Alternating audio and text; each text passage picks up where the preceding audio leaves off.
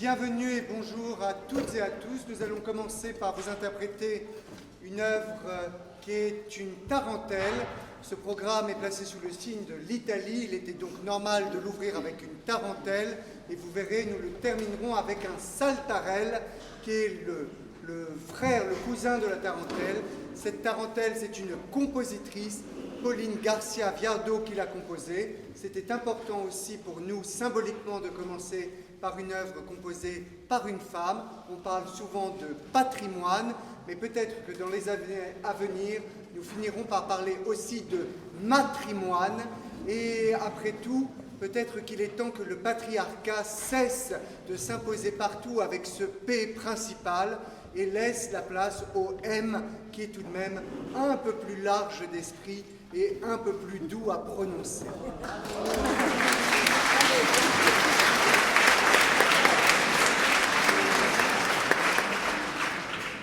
Pauline Garcia Viardot, de son nom de jeune fille Garcia, son père est un grand chanteur. Il va même créer le Barbier de Séville, le rôle du Figaro dans le Barbier de Séville. Eh bien, son père, sa mère sont des chanteurs et elle va, toute petite, traverser l'Amérique du Sud, les États-Unis, mais aussi l'Espagne, l'Italie et aller jusqu'en Russie. Sa sœur, très célèbre, décédera très jeune. Elle s'appelle la Malibran. C'est une des grandes stars de l'époque. C'est la Calas du début du 19e siècle. Et reprenant le flambeau familial, Pauline, qui est aussi bonne pianiste que guitariste, va se mettre au chant et va chanter pour les publics et pour les cours d'Europe pendant 10 à 20 ans. Elle inspirera même Gounod, Saint-Saëns, Brahms, qui lui dédie sa rhapsodie pour alto. Et elle ne s'arrêtera pas là, puisqu'elle sera une pédagogue infatigable, une organiste hors pair et une compositrice de très grand talent. Il était grand temps de la remettre à l'honneur. Voici sa tarentelle. La tarentelle, c'est une danse napolitaine, mais c'est une danse surtout qui symbolise la liberté. Et cette liberté, si vous vous rappelez peut-être de la pièce d'Ibsen, Maison de poupée, eh bien, où il est question d'une femme qui va quitter son mari parce qu'elle ne supporte plus d'être asservie à une conjugalité machiste et misogyne, eh bien, cette femme, au troisième acte, va danser en costume napolitain une tarentelle, et il me plaît à moi d'imaginer que c'est peut-être la tarentelle de Pauline Viardot qu'elle danse. Voici donc la tarentelle de Pauline Garcia Viardot.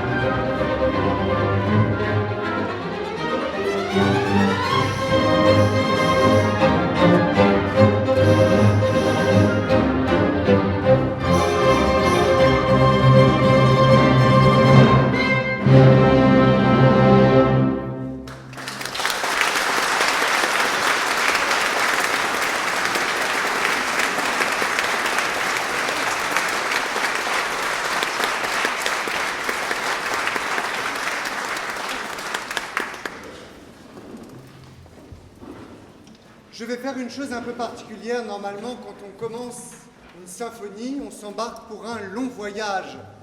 On s'embarque pour un voyage en 3, 4, 5, parfois chez Mahler, 6 mouvements. Et dans ce voyage, on ne s'interrompt pas et dit-on, soi-disant, la règle est de ne pas applaudir entre les mouvements. N'en croyez rien. D'abord, ici, vous avez parfaitement le droit d'applaudir après un mouvement si ça vous chante.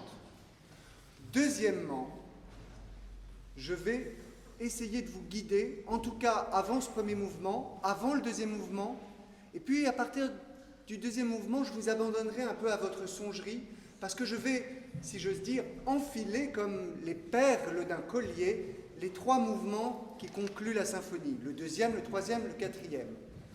Pourquoi ? Parce que Mendelssohn a mis un petit mot à la fin de chacun de ces mouvements, il a mis « attacca ». Ça ne veut pas dire que je vais me jeter avec un sabre laser sur l'un d'entre vous ou sur un musicien. Ça veut simplement dire que je dois enchaîner, attaquer chaque mouvement sans laisser le vide, le silence s'installer. Et vous allez voir que c'est très intéressant parce qu'on a une autre audition du coup. Mais je ne vous abandonne pas tout à fait parce que je vous présenterai le deuxième, le troisième, le quatrième mouvement avant le second mouvement. Parce que le premier mouvement, finalement, il est un peu à part dans cette symphonie. C'est déjà un voyage à lui seul. Il fait presque un tiers de la symphonie. C'est un mouvement très complet, très mendelssohnien. On le retrouve tous les accents, justement, de son merveilleux second concerto pour violon, même si je vous invite et je vous incite à aller écouter le premier concerto de Mendelssohn, qui est absolument fabuleux aussi. Mais surtout, cette symphonie, elle a une histoire particulière. D'abord, elle s'appelle l'italienne. Alors pourquoi ? Eh bien parce que Mendelssohn, en bon romantique, va essayer de prendre toutes les choses qui viennent de l'Italie et de les inclure dans son œuvre. Pour un romantique, ça veut dire quoi ? Ben, ça veut dire d'abord aller en Italie, et il va séjourner en Italie. Et en Italie, il va faire comme nous tous, c'est-à-dire il va s'extasier devant le patrimoine, il va voir les ruines romaines, il va voir l'héritage de la Renaissance, il va voir évidemment la beauté des paysages toscans et romains, mais surtout, il va manger une cuisine délicieuse, faite avec des produits locaux, il va boire des vins, certes jeunes, certes tanniques, mais qui n'ont rien à envier aux vins français, et oui, je suis désolé de vous le dire, les vins italiens sont délicieux. Même l'Italie a sa propre bière, la Moretti, qui certes n'est pas faite en Italie, mais qui est une blonde légère, très sympathique.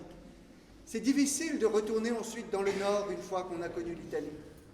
Pourtant, Mendelssohn s'intéressera à l'Angleterre, à l'Écosse, à Shakespeare, à tout ce monde nordique. Mais c'est un vrai romantique parce que justement, il est un peu écartelé entre le Nord et le Sud. Et surtout, ce qu'il a mis dans sa musique, c'est la joie, c'est la lumière. Et c'est ça que vous allez entendre dans ce premier mouvement, c'est l'exubérance. C'est quelqu'un d'absolument jeune, d'absolument rayonnant qui est en train de jouer cette musique. C'est une musique qui, je trouve, va très bien à Secession Orchestra. Vous allez voir que nous allons essayer de vous la jouer, comme on dit, tout feu, tout flamme. Je vous laisse d'abord avec ce premier mouvement. Sachez simplement que cette symphonie, c'est une symphonie qu'on dit de 1834. Parce qu'en fait, il l'écrit d'abord en 1833, et en 1834, il décide de la réécrire. Vous imaginez, il écrit 4 mouvements et il trouve le moyen, sans ordinateur, tout cela à la plume, de vouloir réécrire. Il n'aura pas le temps de réécrire le premier mouvement, donc vous entendez bien le premier mouvement de 1833, mais le deuxième, le troisième, le quatrième mouvement, ce seront ceux de la version de 1834 qui nous réservent quelques surprises, mais je vous les présenterai après. Voici le premier mouvement de la symphonie italienne de Félix Mendelssohn Bartholdy.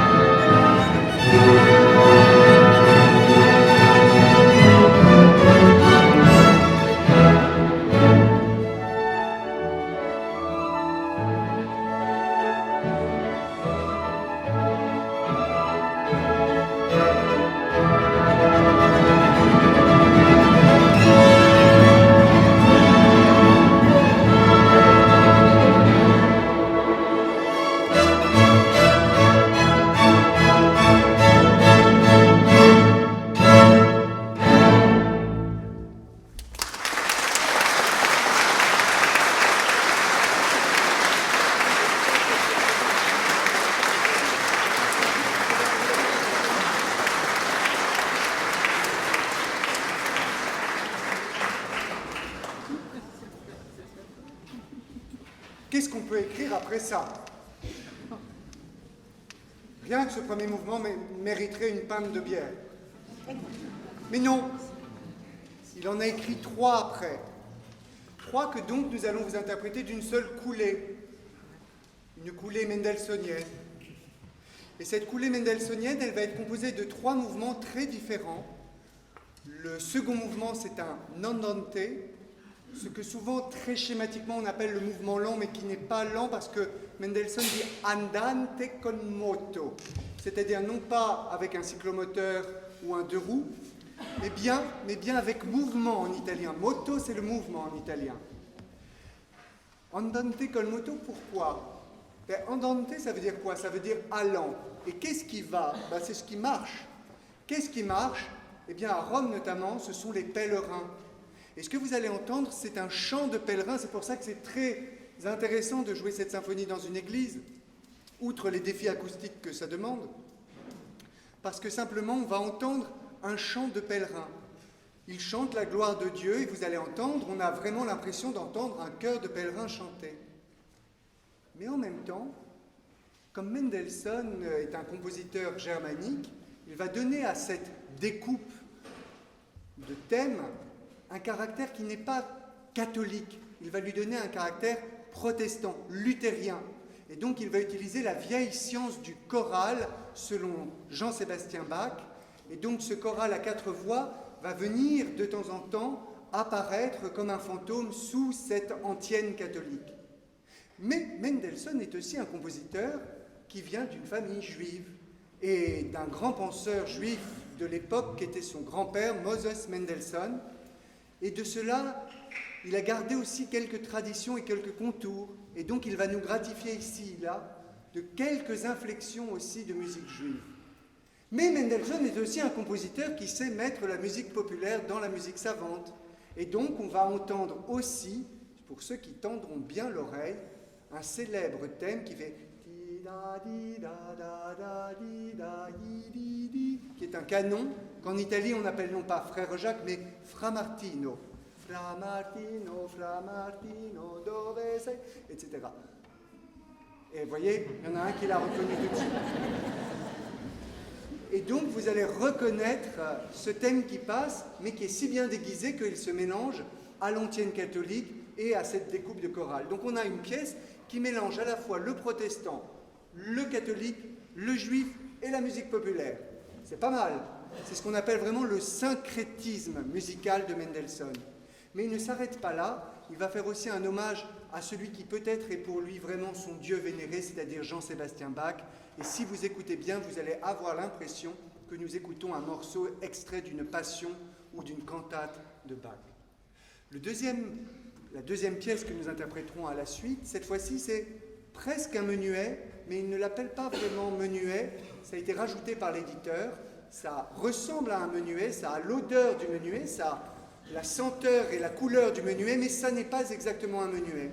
C'est plutôt une rêverie dans les champs, comme si on se promenait dans les champs romains, comme si on se promenait dans la campagne toscane, et on traverse différents paysages, et même des paysages de chasse, et vous entendrez les 2 cordes, vous entendrez les 2 bassons, et les trompettes, bien sûr, jouer ce qu'on appelle en musique des appels, c'est-à-dire des petits bouts de fanfare, tam papapam, tam papapam, qui vont passer comme ça et que les cordes vont reprendre jusqu'à lui donner une ampleur dramatique. Et puis, comme tout cela passe, eh bien, un peu comme dans la procession des pèlerins, on va avoir une récession et on va revenir au premier thème. Et ce premier thème, qu'on réécoutera avec beaucoup de bonheur parce que c'est un des plus beaux de Mendelssohn, nous amènera tout doucement, peu à peu, dans une danse endiablée qui est le saltarello conclusif. Et le saltarello, vous le reconnaîtrez, il commence à un geste très violent de tout l'orchestre et tcham. Ça, c'est les trilles normalement. Mais surtout, si vous écoutez les cordes, vous entendrez tchim, tcham, tcham, tcham, tcham. Comme si les musiciens arrachaient ou faisaient sauter leur archet. Et saltarello, ça veut dire sauter. Le saltarello, c'est une danse qui vient de Lombardie et qui est aussi utilisée en Émilie-Romagne. C'est pas du tout comme la tarentelle, une danse du sud, c'est une danse vraiment nord-centrale, et c'est une danse qui reprend une parade amoureuse.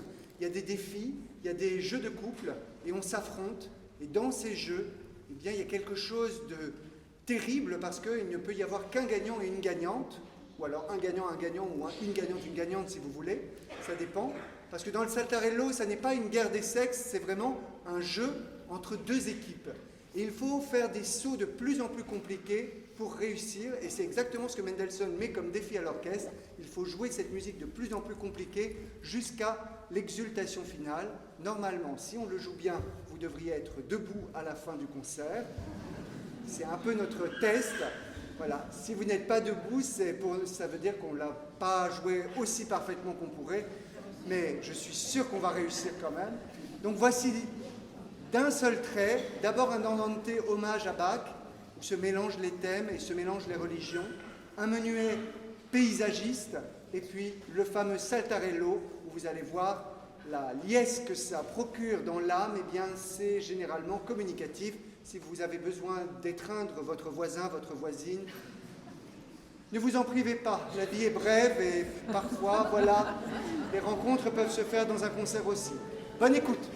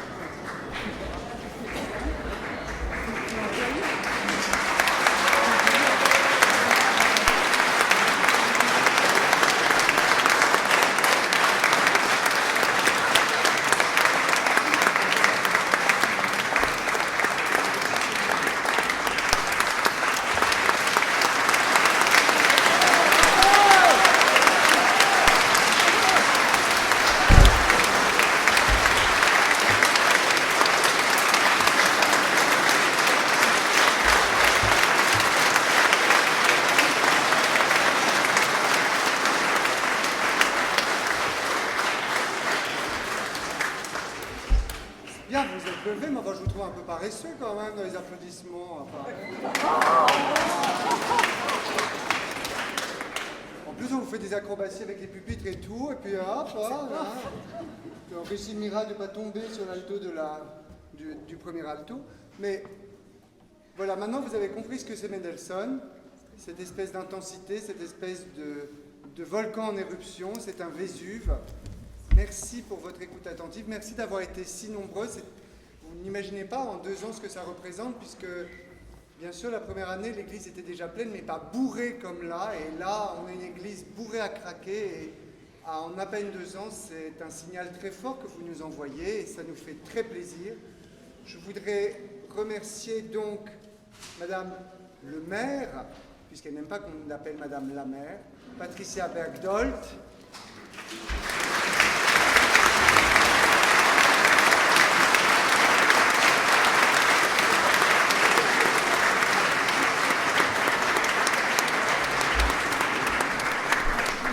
Ainsi que son adjoint Mathieu Delcambre.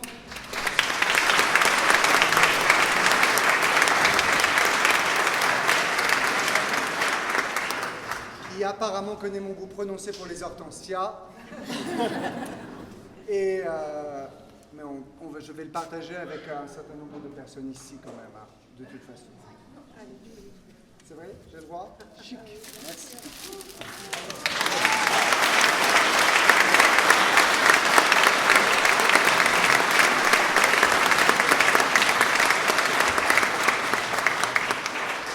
Je vous donne peut-être rendez-vous l'année prochaine, maintenant que vous avez un rendez-vous quasi biannuel qui va vous manquer terriblement.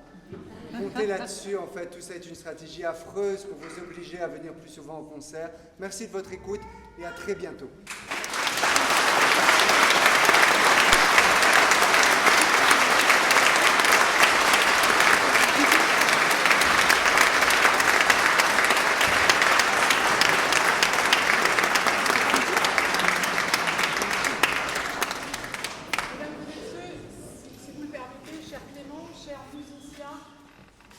Déjà, je dirais waouh, n'est-ce pas? Je ne sais pas si, comme moi, vous avez été soufflé par cette dernière symphonie, mais voilà, on a vécu avec vous le rythme, l'intensité, et je crois que les applaudissements étaient vraiment à la hauteur de votre talent, de cette symphonie, du talent du maître, du talent du chef, du talent des musiciens.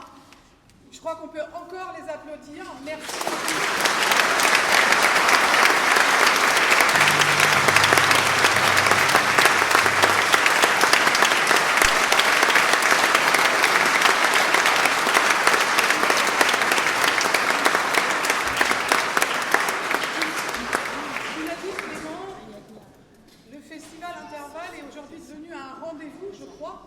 C'est notre 2e année. J'espère qu'elle pourra se poursuivre effectivement. J'ai cependant un problème, vraiment. Tu as créé une addiction dans ce village. Je rencontre dorénavant des personnes qui me disent « Mais quand est-ce qu'il revient ?» Tout le monde est en manque. Vraiment. Alors bravo pour ça. Et pourtant, il résiste même aux fleurs de Datura. Oui, pourtant. Pas de politique. Alors, merci pour ça. Je me dois de remercier également nos financeurs, puisque pour partie, ce concert a fait l'objet d'un contrat culturel et a été subventionné par le conseil départemental. C'est important de le souligner à hauteur de 5 500 € et ce n'est pas négligeable pour pouvoir offrir effectivement un orchestre symphonique, vous imaginez bien. Donc ça, c'est hyper important. Je me dois de remercier également Louisiane Decroux qui est là en spectateur aujourd'hui et qui a fait ces magnifiques décors sur le thème des différentes contrées italiennes. Merci Louisiane. Également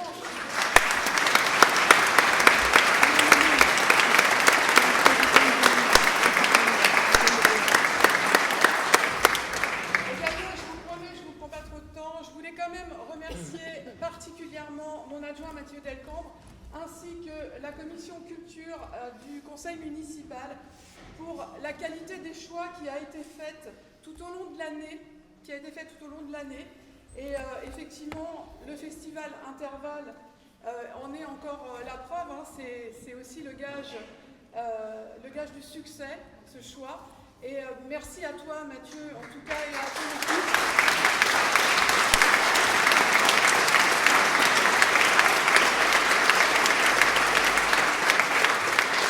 Et à vous, mesdames et messieurs, qui êtes venus si nombreux, comme l'a dit le chef Clément Madoutaka aujourd'hui, on est bourrés. L'église est bourrée. Alors je ne sais pas ce qu'il faut envisager. Enfin, je veux dire, pas encore, c'est pour après, monsieur le contrebassiste. Alors on a créé des petites habitudes, vous ne nous en virez pas, des petites. Voilà, on se connaît un peu maintenant. J'ai repéré certains d'entre eux, notamment. Au bar. Au bar. Eh bien, en tout cas, j'espère que ce moment symphonique, musical, de grande qualité vous a ravi autant que moi. En tout cas, moi, j'y ai pris beaucoup de plaisir. Merci à vous de le partager avec nous. C'est ce qui fait ce succès. C'est ce qui fait que les annonceurs pourront nous suivre, les financeurs pourront nous suivre, parce qu'effectivement, à un moment donné, il y a un bilan. Et s'il n'y a personne, eh bien, ça ne se renouvelle pas. Donc là, je pense que c'est effectivement quelque chose qui pourra se renouveler à terme. Et je laisse la parole à Mathieu, qui est l'initiateur de ce festival avec l'équipe municipale qui m'accompagne au quotidien.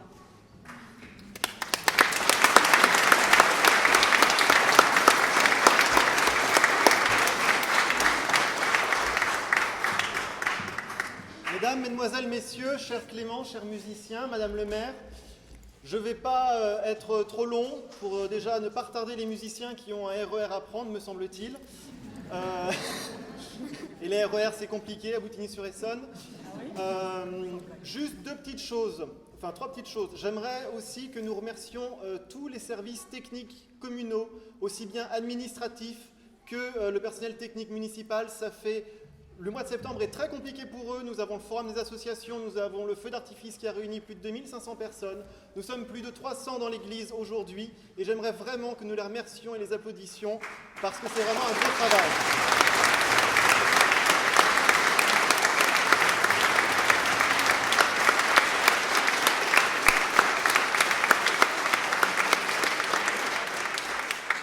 Et enfin, je vais vous parler un petit peu d'argent. Forcément. La municipalité vous offre avec effectivement le conseil départemental et très probablement le parc naturel régional du Gâtinais français ce concert aujourd'hui. Il est dans un lieu absolument magnifique, l'église Saint-Barthélemy. L'église Saint-Barthélemy, comme d'autres monuments français, est en péril, entre guillemets. Elle prend l'eau. Il va falloir que nous budgétions sur l'année 2020 très probablement la mise hors eau de l'église.